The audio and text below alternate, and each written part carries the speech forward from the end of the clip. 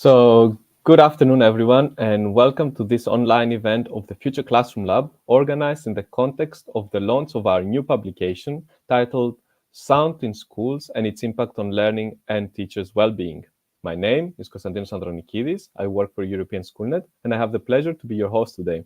European Schoolnet, for those of you that do not know us, is the network of 34 ministries of education, and our goal is to support education stakeholders in Europe and beyond in the transformation of education processes. The Future Classroom Lab is an initiative of European Schoolnet and an inspirational learning environment in Brussels, challenging visitors to rethink the role of pedagogy, technology, and design in their classrooms. In spring of 2023, the Future Classroom Lab and its long-standing partner, Ecophon Saint-Gobain, conducted a survey among secondary school teachers in Europe, investigating the impact of school sound and classroom noise on the work, health, and well-being of both educators and learners. The questionnaire was available in 13 languages and aimed at gaining a deeper understanding of teachers' views on this very important issue. After several months of analyzing the quantitative results of the survey and conducting targeted interviews with some of the educators, we're very happy to be launching today the final report, which summarizes the main findings, lessons learned, and recommendations for future research and consideration. You can also find the publication on our website, and we will also share it with you in the comments. For this launch, we are honored to have with us today the authors of the publication, as well as a researcher of noise in classroom and speech disorder, and an architect focusing on the design of learning environments. However, before we introduce our other speakers, I'm happy to welcome online Colin Campbell, Global Concept Developer for Education Environments at Ecophon Saint-Gobain. So, Colin, welcome. Thank you. Thank you very much, Konstantinos. It's always a pleasure. Thank you very much for joining us today and for deciding to partner with European Schoolnet for this very interesting investigation. So, perhaps before we start with the presentation of the results, would you like to share with us and our audience a bit what Ecophon's vision is when it comes to school acoustics, and what was the main drive behind initiating this investigation with European Schoolnet? Yes, thank you, Konstantinos. Again, it's great to collaborate with European Schoolnet and the Future Classroom Lab, as always. And a little insight, Saint-Gobain, Ecophon develop, manufacture and market products and systems that contribute to a good working environment by enhancing people's well-being and performance. And we're active in over 50 countries worldwide, and our head office is just outside of Helsingborg in the south of Sweden, and Ecophon is part of a global Saint-Gobain group. And our promise, a sound effect on people, is the core backbone of everything that we do, and we're completely focused on supporting the building inhabitants and their comfort, health, and well-being. And we do this with the ongoing commitment over many decades of collaborative theoretical and applied research projects. And this survey, across a broad range of European schools, gives us a unique opportunity to learn and understand how school is perceived by the teachers and its impact on learning and well-being. And by collaborating with yourselves, European Schoolnet, and Future Classroom Lab as an industry partner for many years, that this really supports what we do. And we also collaborate with some very specific education researchers, key researchers, for example, University of Melbourne's Learning Environments Applied Research Network, and with some long-term projects with them, Innovative Learning Environments and Teacher Change, and the ongoing Innovative Learning Environments and Student Experience, global research programs worldwide involving the New Zealand top academic Professor John Hattie. And these collaborations with yourselves, with the survey, give us a better understanding of the developments and challenges for teachers and students, and how education environments need to evolve. And this ongoing knowledge keeps us better informed and allows us to see where the needs are for our future development and innovation from our perspective, so we can continue to add value to future learning spaces and support better learning outcomes. So that's enough from me, and I look forward to hearing about the survey and the discussions coming up. Thank you, Konstantinos. Thanks a lot, Colin. And yeah, as you said, it's great to have you on board, and we're really looking forward to continuing the collaboration in the period to come.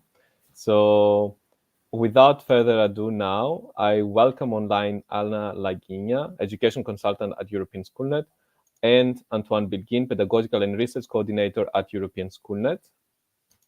Welcome both. Thank you, Konstantinos. Thank you for joining us. The two European Schoolnet colleagues led the research, the analysis of the results, and the creation of the final report, and now they will present the main findings and recommendations. So, Anna and Antoine, many thanks for joining us again, and I'll let you present the report with our audience. Thank you. Thank you, Konstantinos, and welcome everyone to this live event. We are very pleased to present today the outcomes of this research, of this teacher survey entitled Sound in Schools and its Impact on Learning and Teachers' Wellbeing. I cannot move the slides. Maybe you can, Konstantinos. Thank you so much. So the research was carried out from February to May 2023, and it was based mainly on an online questionnaire with 15 questions translated in 13 languages that were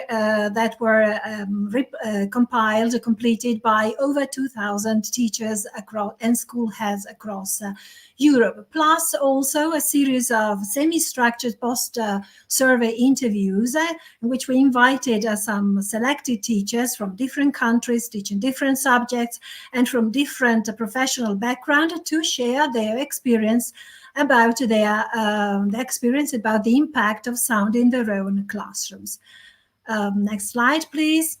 The focus of the research is on acoustics. We were interested in investigating the current state of acoustics in classroom in schools across Europe, but also to hear about the opinion that teachers, educators, and school heads across Europe think about the impact of sound on their teaching practice, on their well-being, as well as on the well-being of their students and the capacity and motivation of their students to learn. This special focus on acoustics stems from the relation between the quality of modern, innovative learning environments and the requirements of modern, innovative 21st century education.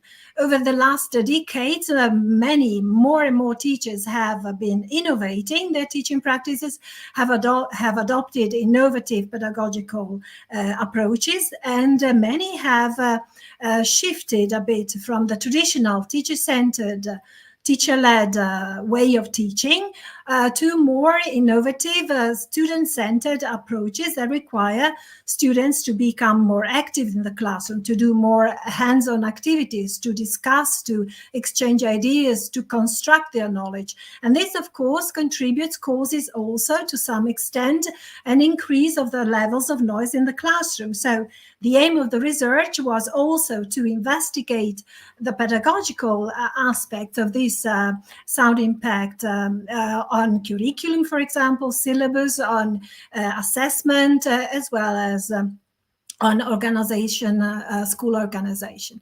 So in the report that is being launched right now, you will find a wealth of information that, of course, we cannot illustrate in detail, but anyway, we are going to tackle some of the most important key points. So now I pass the floor to my colleague Antoine, who will illustrate some of these key findings. So, thank you, Antoine.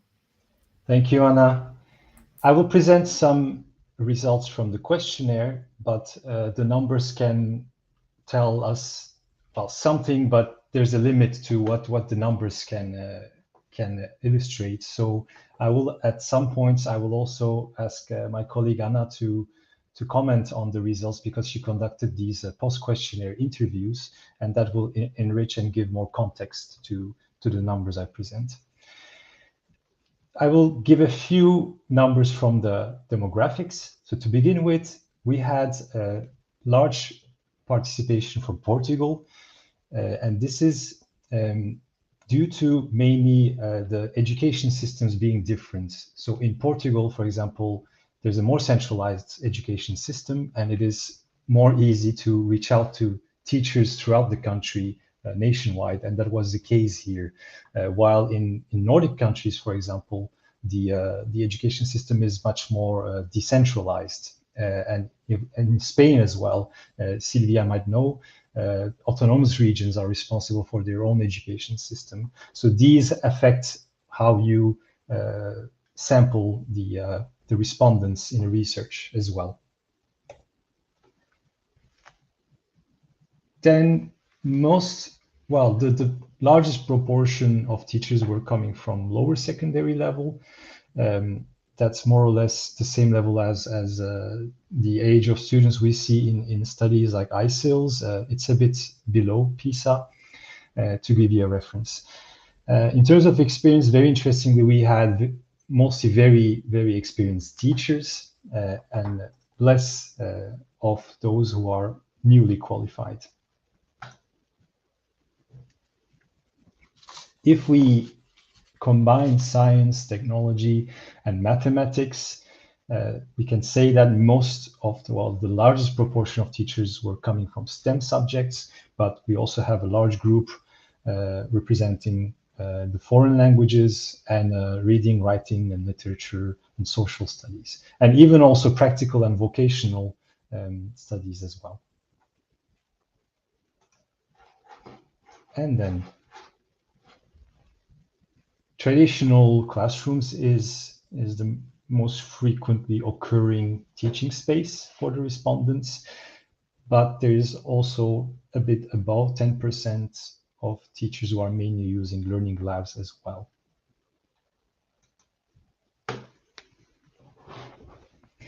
Then for this survey, what we did was to look into the innovative beliefs of teachers. We wanted to know how respondents use certain innovative practices and what they think about them. And this allowed us to in a way, calculate a score like an innovation index of teachers' beliefs, meaning that we could look at highly innovative teachers and less innovative teachers. I'm saying that because actually quite a large proportion of teachers were quite aligned with innovative beliefs like having student-centered pedagogies or using ICT, as you can see in the graphs. Like around, I think, 80%, above 80% is saying that they let students use ICT, and then above again 80% of teachers believe that formative assessment is an important part of the learning process. So you can see that most of our teachers, and maybe that's the trend these recent years as well, are into the more innovative practices. But what we also did with this was to look at whether there was a correlation between these innovative beliefs and perceptions and attitudes about noise. And what we saw is that if teachers are scoring high on innovative beliefs, then they have a tendency to perceive less noise. On the other hand, they also think it is more important to control noise levels. So that was an interesting finding, and I think Anna will also talk about this in connection with the interviews later. All right. Then now I will look into the attitudes and noise-related perceptions of teachers. So how teachers perceive noise. So more than half of the teachers thought that often and very often they find it to be noisy. Perhaps not very surprisingly. And then if we look at how they find noisy specific areas, again, maybe not surprisingly, the common spaces like recreation areas and canteens, these are found noisy by most of the teachers. But what I found very interesting here is that even for study rooms and libraries, there is a 10% that thinks that it's loud. So even with spaces that you would consider them to be silent, you see some teachers think there's an issue with noise. I think that's an interesting point.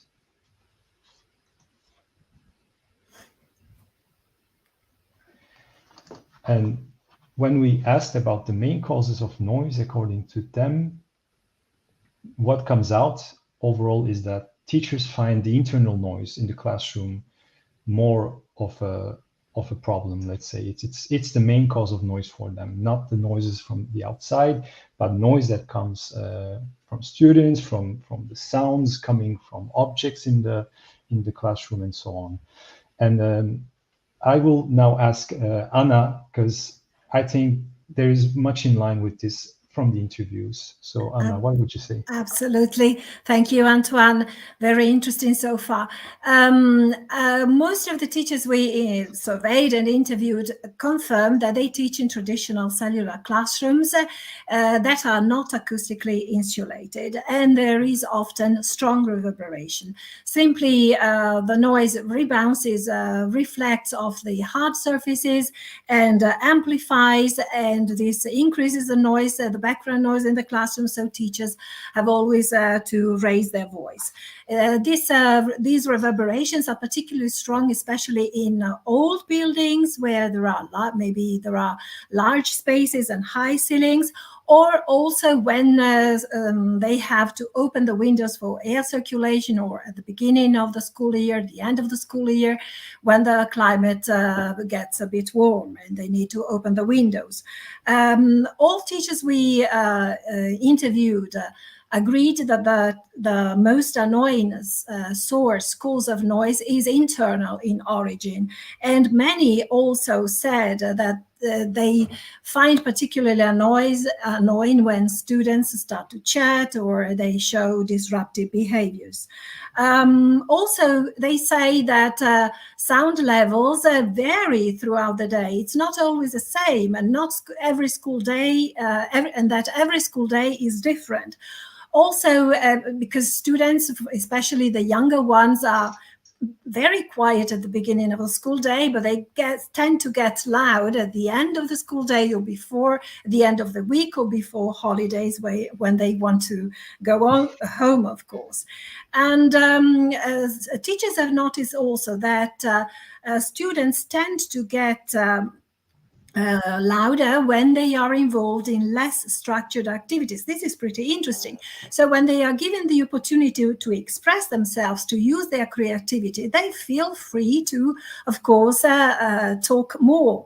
And also during collaborative activities, when teachers put students together to work, to collaborate, they need to talk, to exchange ideas, to negotiate decisions on how to carry on a project.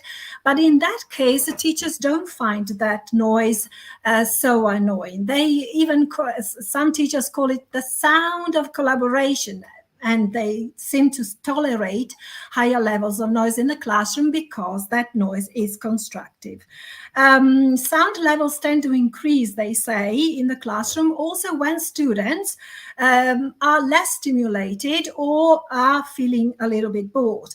Then they start to talk, they get distracted. Sometimes they show disruptive behaviors, or they become a bit anxious or aggressive, hyperactive, also when they are having difficulties in following the lesson, or if there is a lot of complex information to understand. So noise in the classroom can also be an indicator of how the students react to the lesson that is delivered by the teacher. Some issues may arise also in our classrooms where there is an increased number of students with special needs or foreign non-native speakers that have difficulties in communicating. So that is the first part of the insights from the teachers' interviews. Back to you, Antoine. Thanks, Anna. It's very interesting when you look deeper into the topic and discuss with teachers. You see even the day has an effect, or the type of activity, and depending on the students' needs as well. Noise has a different impact on teachers and the class. Thank you. Absolutely. I will come back to you in other points as well.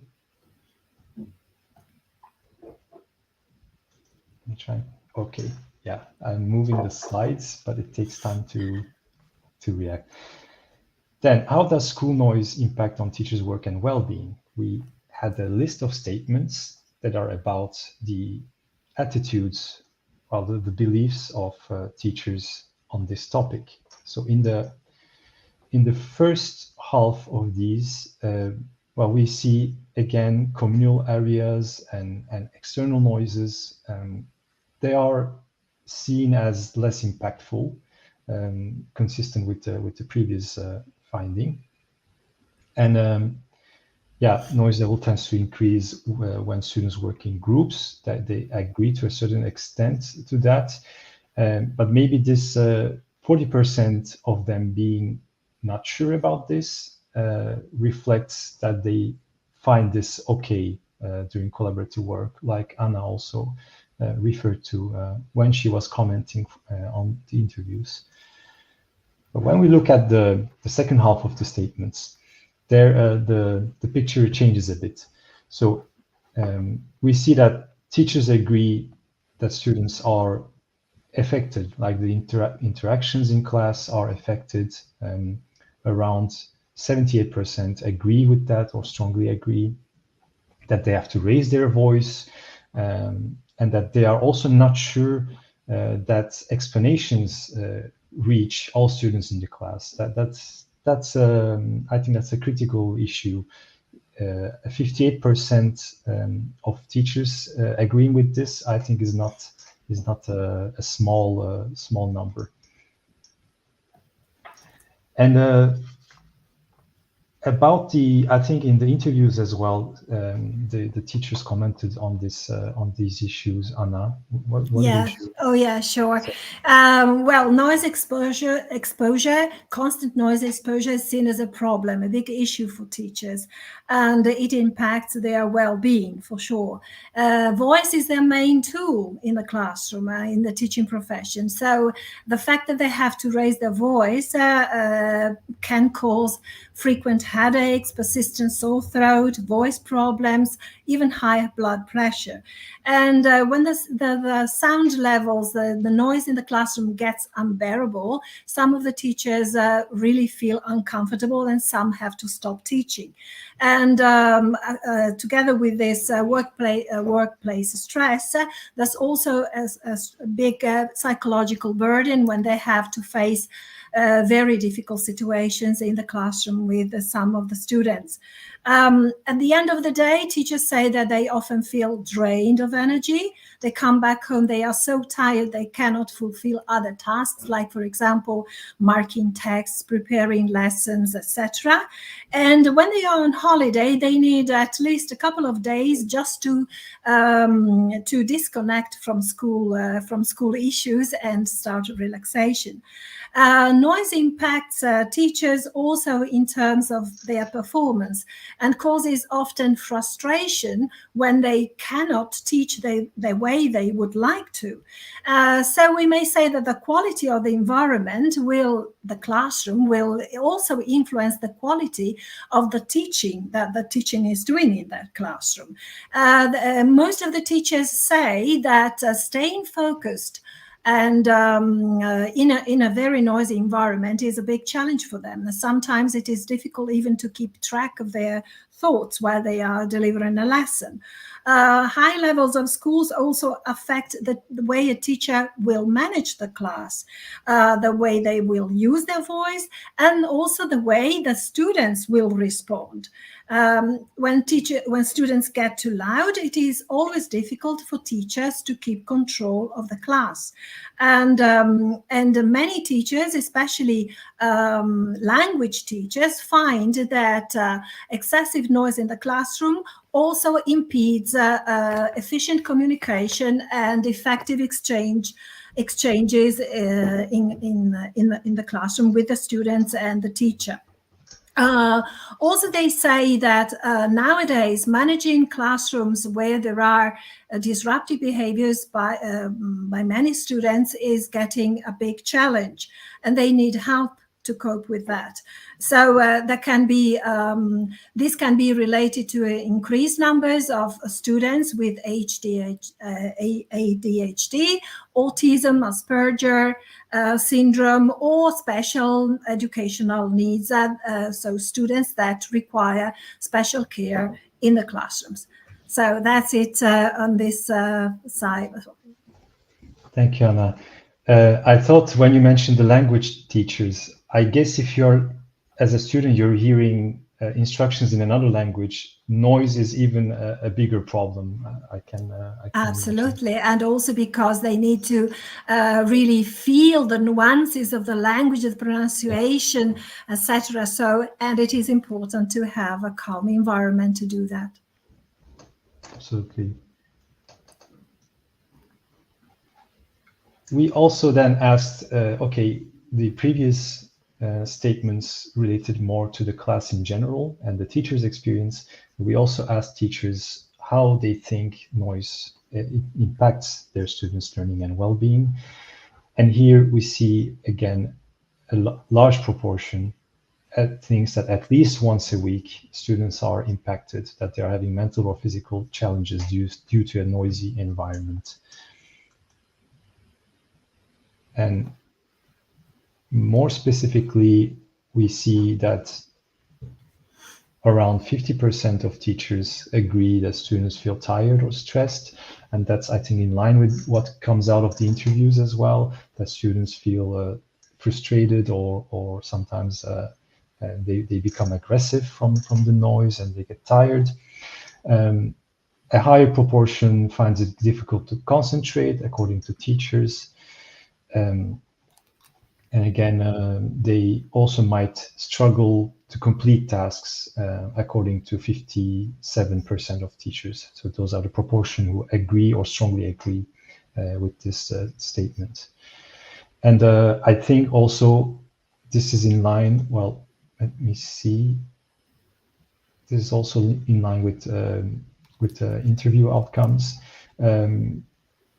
Anna, would you say teachers in the interviews agree with these? Yeah, sure. There were some very interesting insights on this, on the way teachers perceive the impact of noise on students' ability and motivation to learn. They said that it is true that students suffer from constant headaches and lack of concentration because of too high levels of sound and noise in the classroom. But very often, students are not aware of the impact of sound on their well-being because they're used to noise. So sometimes if there is not noise around them, they feel they ask sometimes to listen to some music just to concentrate and relax. It is also curious to see, some of the teachers highlighted how students react to excessive noise in the classrooms. It is really interesting to see that that some get anxious because of the noise and they end up making even more noise, and because they want to be heard. And then the teacher starts shouting maybe, and the teacher feels frustrated because she or he would not like to behave like that. So it's a circle. And very often students say that they are tired, but they do not associate that with sound, because they are used to using their smartphones, they get notifications, they're connected to their social media, so they are immersed in a very noisy world. The surveyed and interviewed teachers as well agreed, there was consensus of that there are some students who are more vulnerable to high levels of noise in the classroom than others. This is the case, for example, of students with special needs, health problems, of mental issues, the ones who receive special care in the classroom. And environment noise can have a big impact on their stress, their ability and capacity to get involved in schools, and on their well-being. In particular, children with autistic spectrum are sensitive to distraction noises. So most teachers agree that students get anxious and nervous because of too much noise in the classroom. And so they suggest that the negative impact of noise should be addressed also in terms of inclusivity in education. And as regards the students' capacity and motivation to learn, they pointed out that sometimes it is difficult for students to concentrate, to think, to make correlations, and therefore to learn. Teachers agree that students' capacity to stay focused is often a consequence of their social attitudes outside of the classroom, because they get distracted by what is going on, and they are so caught up in this digital world that they find other things less interesting. So they stress the importance of raising awareness among all school stakeholders, school staff, but also the students, about the importance of having a calm environment and of promoting a culture of mutual respect. Back to you, Antoine. Thank you. Yeah. I think hearing the outcomes from the interviews, I see a lot of things are consistent with the questionnaire results. When you mention students are not aware of the impact of noise, well, if I look at the first statement here, that students try to avoid areas with excessive noise, you can see that only 18% of teachers agree with this. So that communicates to me in a sense that they're really not aware of it, maybe. And I agree that noise is important to control for a more inclusive classroom space.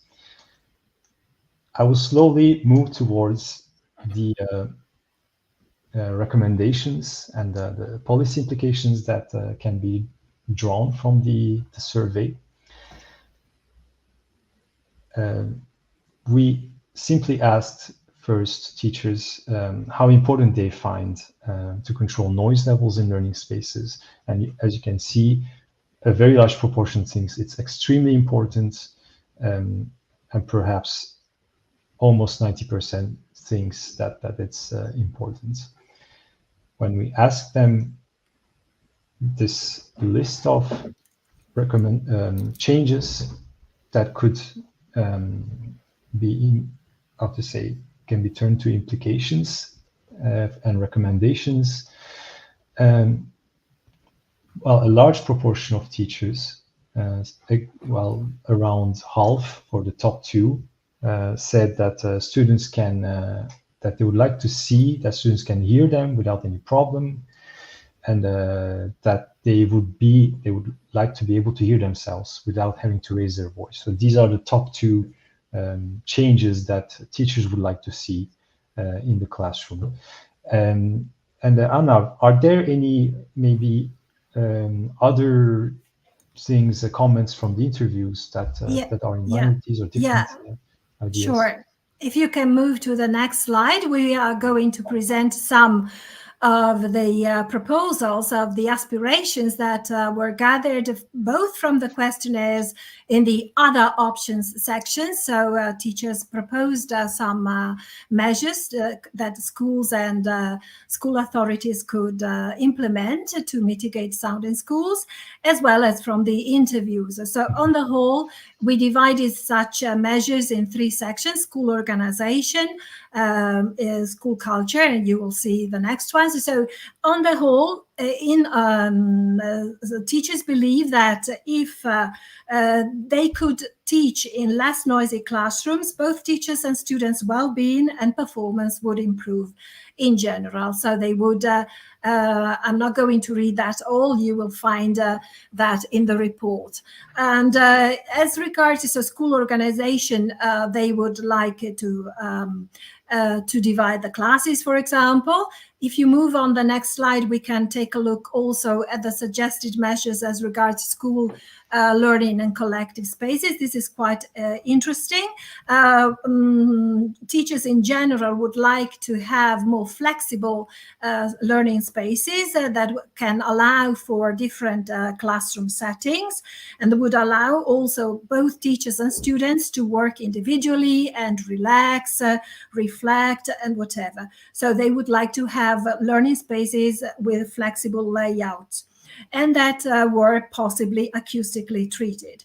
In the last slide, if you move on, many teachers highlighted also the importance of promoting a school culture that in order to educate students to appreciate silence, also calmness, and many suggested also teaching mindfulness, for example. Okay, another point that was highlighted through the interviews is that not only learning spaces but also communal areas are important, and not enough has been done to mitigate sound in those areas, which are important because it is where students get together and learn important social skills.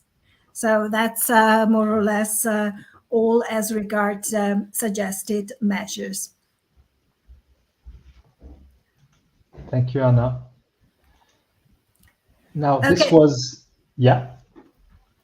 Yeah, only one more point that we might discuss with our experts is that they suggest that these improvements, acoustic treatment of classroom, should be also taken into account before building or refurbishing schools. So, I think this connects well to the experts' presentations now. Yeah. These were the results from the survey and the post-survey interviews in a nutshell. And as Anna mentioned, you can find more in the report that is launched. And I will now hand back to Konstantinos to take us through the other presentations by our experts. Thank you very much both for this very interesting presentation and the insights you shared with us. I think the audience really appreciate that summary. And as you mentioned, Antoine, all the details and all the graphs can be found in the report that is now published on our website. And yeah, thank you again. And I will see you in a bit both. So now we have the honor, as mentioned previously, to welcome the interventions of two experts in the field of acoustics from two different perspectives. And I first welcome for a short intervention Irena Polewczyk, Associate Professor and Director of the Institute of Pedagogy at the University of Silesia in Katowice, Poland. Irena will share with us some key insights from her own research in Poland on the impact of acoustics on the communication patterns of teachers and students. So welcome, Irena, and thank you very much for accepting our invite. Can you? Hello, Konstantinos. Thank you for your invitation. Thank you, Anna and Antoine, for your present to your research. It's very interesting for me. I want to say something about my and my colleague Mikołaj research. Our research correlates with your survey and interviews. And I want to prepared short present for you. The correlation between changes we try to share of this issue, the correlation between changes in the room acoustic of school spaces and noticeable changes in the communication and functioning of students and teachers at a school. Please, the second slide. The key information about our study. The place of research is a primary school in Warsaw with about 1,200 students. Is the second largest primary school in Poland. It's a new build because this school building was constructed in 2012, but the acoustic environment it's not good. It's not good for teachers and for students. At the time of our research was 2018 and 2019. And we have main problem of research, and we ask whether and to what extent the acoustic treatment of the school rooms influence students and teacher assessment of changes in different aspects of their performance and well-being. We have a big group for our study, 378 students and 40 teachers participate in this study. We choose two methods, objective acoustic measurement and subjective. I create survey acoustic change feeling score for teachers and students. And we choose the statistical calculation using Wilcoxon rank test. Okay, thank you. For the next, and a few objective results for our research. We try to measure before and after acoustic changes a few elements. The first, it was a reverberation time. Before, for example, in a class where the norm is 0.6 second, we measure, for example, reverberation time 2.3 second or about 2 seconds. But after the acoustic changes, we observe that the reverberation time is less. For example, in class is 0.5 or 0.6. It's a norm. And when we observe a sports hall, the norm is 1.9 second. We measure the big, huge elements, for example, 6.1 or 7 second in the sports hall before. But after the changes acoustics in this school, when we measure the same places, we observed that we have only 1.9 a second reverberation time. It's a very good result. The second objective results is connect with STI value, speech transmission index is very important to understanding the speech. Before acoustic modernization at the school, average this STI was about 1.47, but after the modernization of acoustic the school, it was 0.7. The closer the value is to 1 is more positive, better to understanding the speech. And the third objective results connect with sound level. It's only a few data. For example, sport hall before acoustic treatments, acoustic changes was about 82 decibels. After school club, 81 decibels. In hall 87, canteen 86, but we sometimes measure moments about 100, 110, 16 decibels in the hall. But after it's more comfortable noise. For example, sport hall 76, after school club 72, hall about 18 decibels, canteen 74. But we observe room acoustic absorption is very important and correlate to sound level. And you see that the room acoustic absorption was changed. It's very good for after acoustic modernization. And the last, please. And some effects of our subjective results connect with survey for teachers and students. And teachers noticed positive changes after the modernization acoustics of their school. For example, in the level of concentration, the pace of work, both during individual and group work, a task fulfilled, short-term memory capacity, the durability of memory, less level of fatigue, less level of aggression, and about of all level of speech intelligibility. But students notice better concentration, better speech intelligibility, and pace of work. They point out lower level of aggression,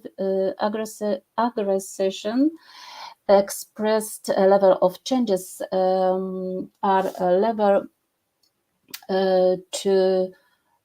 lower than among teacher. And both groups pointed out higher students' school achievements after the acoustic renovation of the building, but the teachers found a stronger correlation. 76% of teachers assess that students' school achievements are higher. Thank you. It's a short on the presentation of our research. I think we can discuss about our researches too. Thank you. Thank you very much, Irena. That's very good of you, and thank you for the insightful presentation, because that gives also a more kind of tangible example of a case study that you did, and the before and after the acoustic treatment of the building. And I think we will have also the chance to hear more about this and your insights in the discussion that will follow. Thanks a lot. And our second guest for today is Sylvia Sassot, who is a learning environments designer, consultant, and lecturer. And she will bring about some key points from an architect's perspective that many times education authorities responsible for school buildings forget or do not pay that much attention. So, Sylvia, many thanks for joining us today and for sharing your perspective. The floor is yours. Thank you, Constantino. Thank you for having me, and thank you all the colleagues that have shared very, very interesting information. I just want to add some perspectives, different perspectives from an architect. I'm from Barcelona, and I'm working around throughout the Spain schools. Several points that I think that should be considered when designing a school and affect the problem you are approaching. The first point is that traditional architects are focused on designing the school space instead of the human experience inside the school space. And it means that sound belongs to the human experience inside the space. So probably this approach is not included during the design process. So human sensitivity is poorly included while architects are designing. And also for whom are designing and for what kind of activities are designing. So I think that there's an architect's role here, because when teachers and kids are inside a building, a lot of decisions have been already made. So that's important. Go to the first step. A second point I think it's important is that Spain official curriculum promote innovative pedagogies, but it doesn't include any consideration about the space physical conditions needed to make them happen. So it means that teachers are in the same place trying to do things that sometimes the building is not helping them. You know what I mean? That hard surfaces, old buildings, very tall ceilings. So the problem sometimes is the space also. So it means that innovative pedagogy should be linked with the space physical conditions that facilitate a comfortable sensory human experience. The third point I think it's interesting to share is that public investment in is very focused on new school buildings, and some existing buildings come only from a conservation point of view.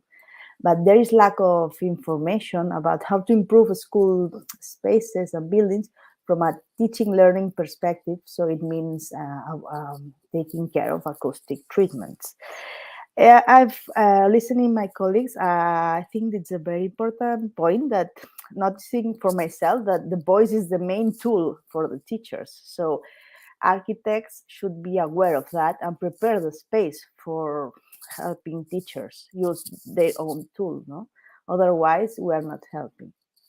And for the last point, I think it's important is that awareness through the education community, and at least here in Spain, everybody knows that the noise problem. But my experience, awareness should be raised through school heads, architects, and public workers and politicians, no? Because public policies nowadays are not connecting innovative pedagogies, human diversity, and space physical conditions. And I think that the one interesting point could be having an interdisciplinary approach to the problem of offering the best environment for our kids. So I think it's this is my opinion or my perspective from an architect side to this research. Thank you. Thank you very much, Silvia, for pointing these important issues and for underlining the importance of considering the human experience in all school buildings, all the new, and also, as you mentioned, this interdisciplinary approach to not only designing learning environments, but also building policies for schools. So now, for the reminder of our time, we thought it might be interesting to have a discussion among our speakers. So I'm going to bring back our all our speakers. And this is also the time for you to ask any questions you might have. I see already there are a couple of questions in the chat. And I encourage you to use the chat or the comment section in the platform that you're watching us from to share your ideas, your questions, or your insights. So I leave Anna and Antoine to moderate this section. I don't know if you have access to the public questions to read them. So I let you also select the questions if and address them if you have access. Otherwise, I can also ask them to you. So yeah. Yeah, thank you. Thank you, Konstantinos. Well, it was really very interesting. Already the two experts shared very interesting ideas about that. So if you can, Antoine, keep an eye on the chat and maybe we can pose those questions to our experts. It would be very interesting, first of all, to ask you if you found anything surprising or particularly relevant in the research results that we presented today. Anybody that would like to highlight anything?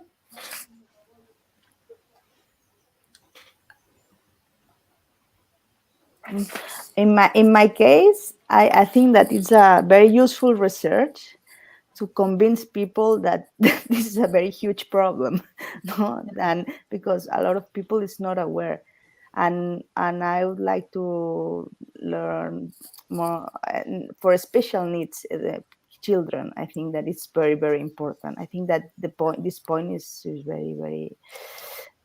Yeah, our study goes in that direction. So promoting the innovation and raising awareness about an issue to which, unfortunately, many teachers like myself got used to. It's a sort of a problem that is part of the job, but it's not. It can be improved.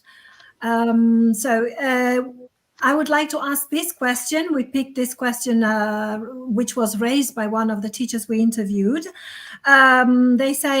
said that when sound levels get too high, classroom management becomes a real challenge for teachers, and especially because there is an insurgence of cases of students suffering from ADHD, autism, and mental illness. And this requires teachers to adopt a variety of different approaches in the classrooms. But everything is left to the teacher, to individual teachers or team of teachers in the school. Are there any measures or strategies or policy improvements that you would suggest to alleviate teachers' fatigue and to facilitate their work in the classroom? Anna and Antoine, I have one question for you. I think that you thinking that the answers of the teachers will be like you present, but maybe you have some surprised in your research. What surprised the most about the survey? Have you any area of your survey when you, wow, it's impossible?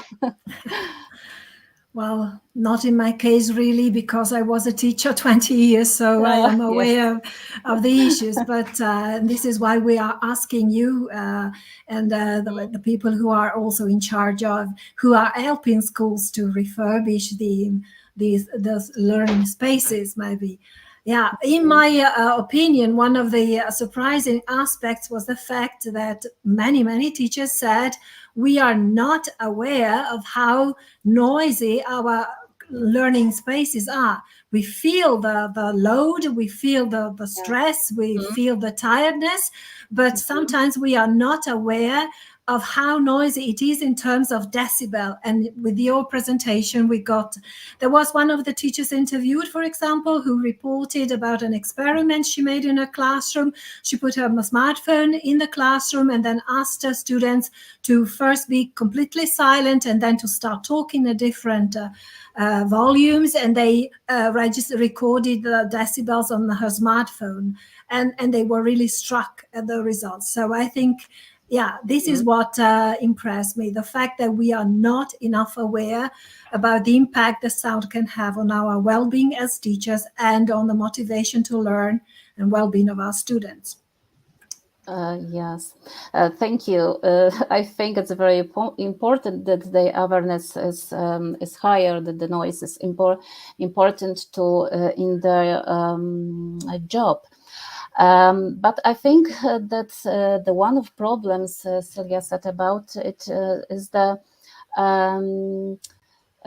build a good building for the schools. In Poland, we have many schools, old schools, and the acoustic is very bad.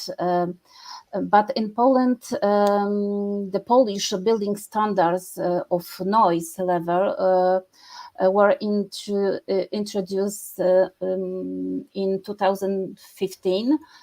It's very.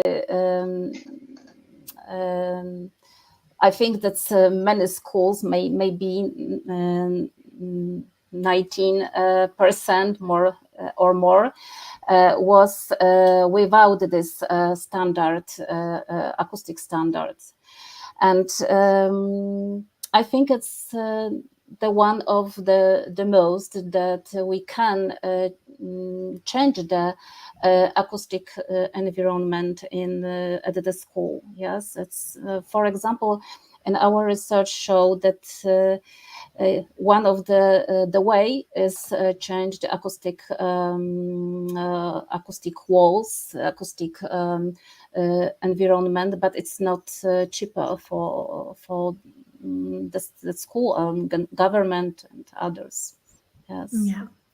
Any other ideas on this? How to facilitate teachers' fatigue and the work in the classroom? What impressed me, for example, is also one of the teachers saying that if students and other schools stakeholders see that the school is doing something to mitigate sound in schools, then they can understand that silence and calmness and mindfulness are important. Because if they see that investments are made, also resources are used to implement the quality of sound in schools, then this acquires importance as well. In my experience, in my professional experience, what I feel is that the decision on investing in acoustics, the first decision could be increasing the absorption of the room or the space, probably. Depends on the capacity of the school principal or the people who manage the money to understand the problem. Because I've been dealing with this kind of people, and if they are from the teacher side, they are very aware of the problem. But if they are from the money side, no, more or less, it's like, no, they don't care. Schools are always like this. No, Yeah. schools shouldn't be noisy. Schools should be calm, but I feel that acoustic, when it related to investing money, no, because obviously it's the case in all buildings and strongly in all buildings, depends on a lot of decisions, and this kind of people needs clear information, no, for making, and I think that this research, it's perfect to help them Yeah. focus that the voice is the main tool for the teacher. So forget about the colors, forget about the voice. We should take care of the voice, because Yeah. society and education is there.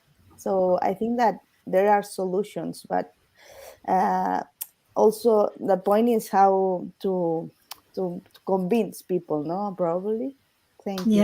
Yeah. Also, one fact that emerged from the research, which really surprised me a lot, was really surprising, the fact that teachers do not go to their school heads to complain about the noise. They just maybe they share the frustration with their colleagues or at home, but they do not complain about that with their school authorities. I have one more question, and then maybe we can ask the audience, check the audience, the chat, if there are any questions. That is, there are two levels of intervention, I guess. One's when schools are designed from the beginning, so it is important to involve also architects and designers, planners, so that they become aware of this problem. And but most importantly, not all schools have those resources, and so the question is, what can we do to mitigate high levels of noise in schools which are not undertaking big projects of refurbishment? Is there anything that they can do, measures or policy improvements that they can do to improve the quality of the school environments? Probably in my perspective, there's a lack of information just to know they don't know that this problem should be solved and can be solved. So probably the first point is good information. At least here in my area, there's only information about new buildings, but there's no information about what to do with old buildings that maybe are 95% of the schools everywhere, no? So all the focus is making to put an eye on the old buildings and give solution. At least I always work with old buildings, and it's a very complex problem because there's people inside, there are kids inside, there are problems. So it's a complex problem. But I think that the first point is information, how to solve these problems. So organize campaigns, promote culture of silence, and also inform the authorities, the school authorities, that certain solutions exist. Yeah. Anna and Antoine, I think that you have a good suggestion to the change in your documents. In Poland, we have many schools which choose the new approach to the break, because we call this school without bells. Yes, it's a good idea. I think it's cheaper than the modernization acoustics, but it's the one of way of this problem. Yeah. Okay. Like that. Yeah. One of the teachers we interviewed also suggested that they have the so-called 15 minutes reading time, that is before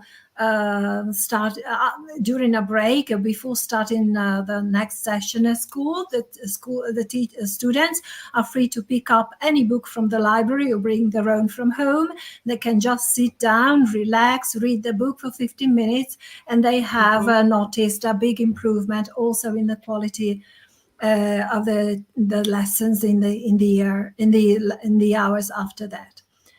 Okay, Antoine, are there any questions from the chat? Then we can ask or if anybody else would like to make a comment, please feel free to do that.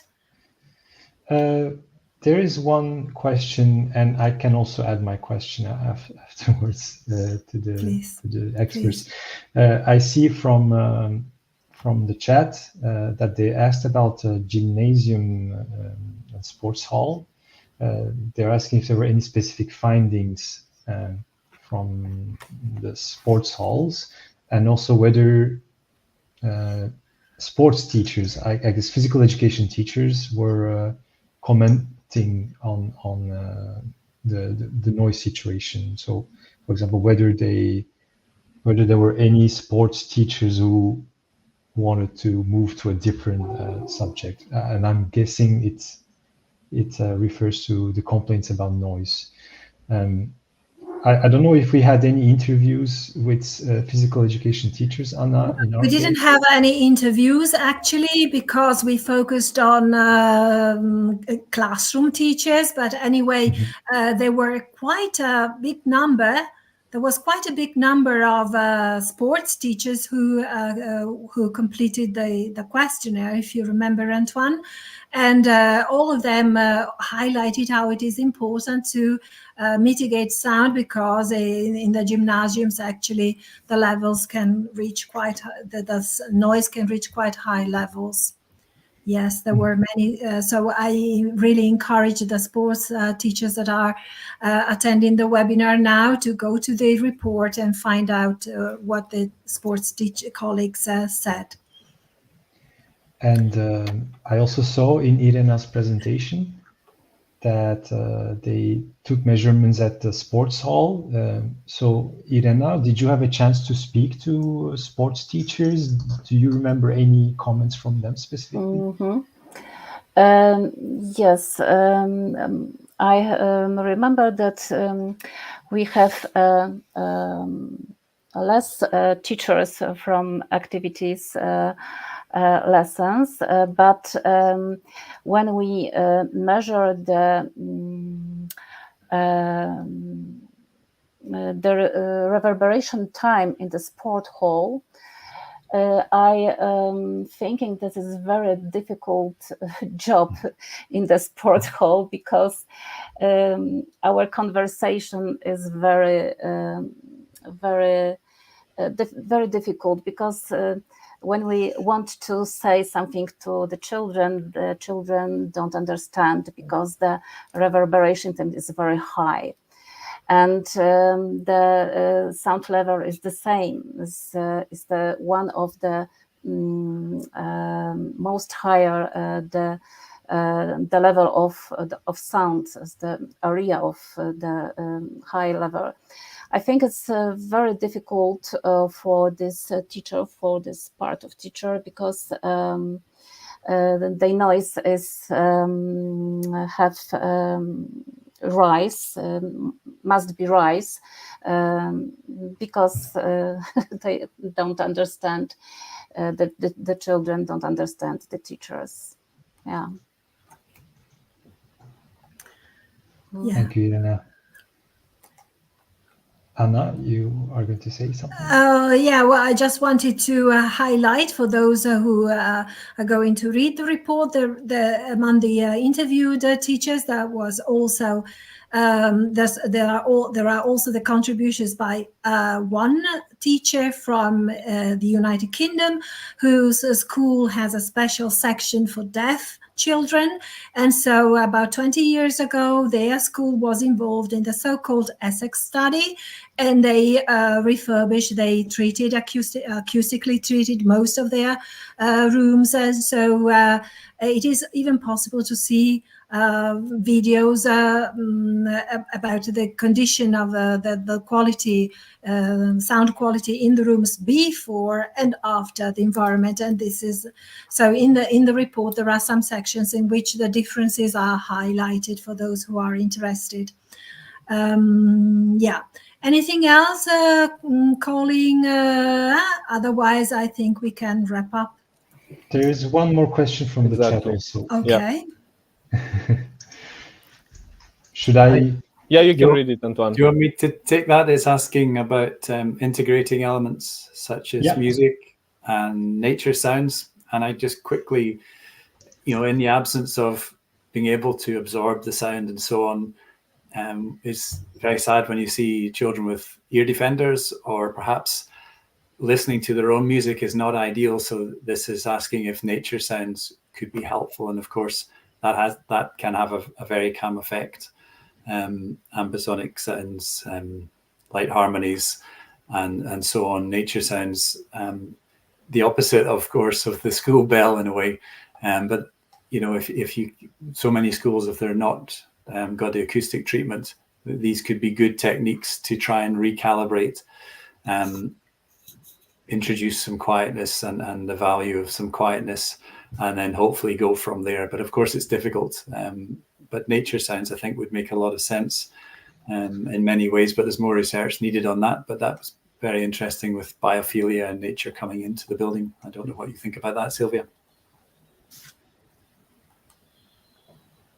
I really don't know, because I think that when you have that, it can help reading music at some point, but when you are in the moment where there are a lot of noise, at that moment it's not working, putting more music, more sound on the box. So probably the point is find the right moment to use these techniques, you know, just to go down. But probably teaching while listening music, I don't know if that's the necessary listening music, what you should be attending a lesson. So I don't have experience about that, but thank you. Many thanks, everyone, for this very stimulating exchange. I think our time is up. We're a bit over time, but that's totally fine. So with this, I would like to thank you once more, all the speakers that kindly accepted to join us today, and all of you that followed the discussion online, the audience.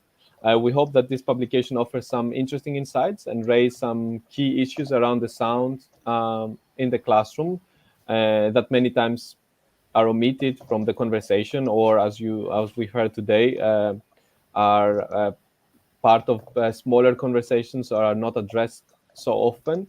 So you can find the full report on our website, together with the other results of previous investigations we did in the area of innovation in education and learning environments.